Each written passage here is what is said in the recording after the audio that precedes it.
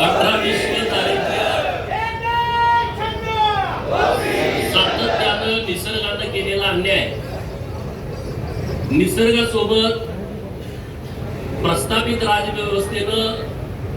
केलेलं दुर्लक्ष यामुळं सांगली जिल्ह्यातील काही भागामध्ये दुष्काळाची परिस्थिती कायम राहिली आणि ही दुष्काळाची परिस्थिती कायमची मिटावी,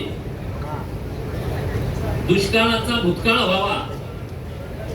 यासाठी सातत्यानं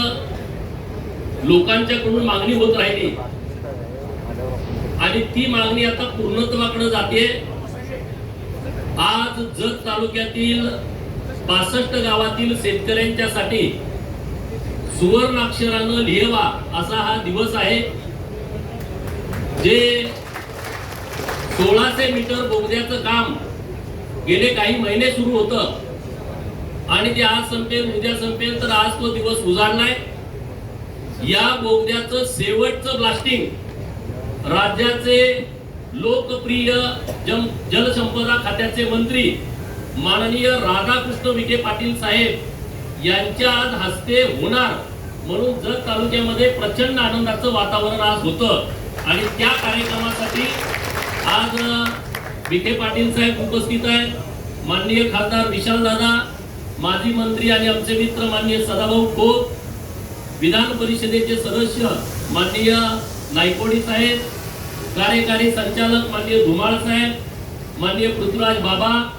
या विधानसभा मतदारसंघाचे आमदार, माजी मंत्री, माजी पालकमंत्री माननीय सुरेश भाऊ यांच्या सौभाग्यवती तो उपस्थित आहेत। माननीय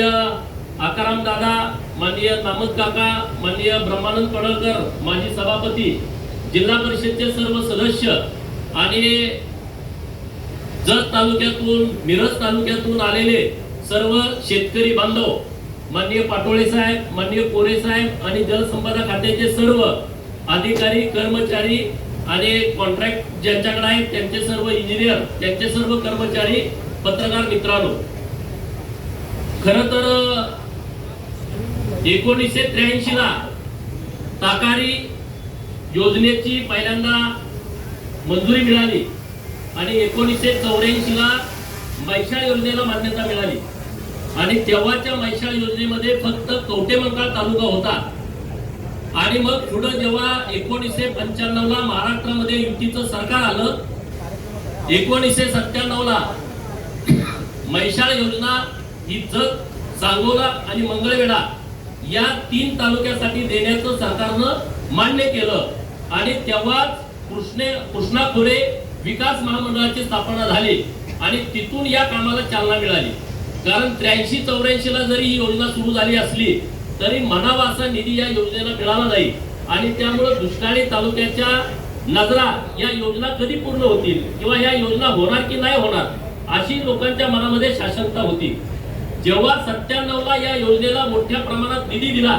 तेव्हा प्रचंड मोठ्या प्रमाणात टेंबूचा असेल, ताकारीचा असेल, मैशाळचा असेल, उरमोडीचा असेल, या सगळ्या कामांची सुरुवात झाली आणि आता जत तालुक्यामध्ये पाणी येणार अशी लोकांना आशा लागून राहिली। त्या काळातल्या सगळ्या लोकप्रतिनिधींनी यासाठी प्रयत्न केलाय। परत 99 ला सरकार गेलं, 99 नंतर 2004 पर्यंत निधीच मिळाला नाही आणि म्हणून मग परत तेव्हा 2004 ला एक मोठा दुष्काळ पडला। दुष्काळ पडल्याच्या नंतर लोकांची आंदोलन सुरू झाली आणि तेव्हा राज्याचे जे राज्यपाल होते, राज्यपाल महोदयांनी दौरा इकडचा चालू केला आणि मग त्यांनी टंचाईतून या योजनेला निधी द्यावा अशा पद्धतीचा प्रयत्न केला आणि मग 2004 नंतर टंचाईतून या योजनेला निधी मिळाला। 2013च्या एंडला आणि 14च्या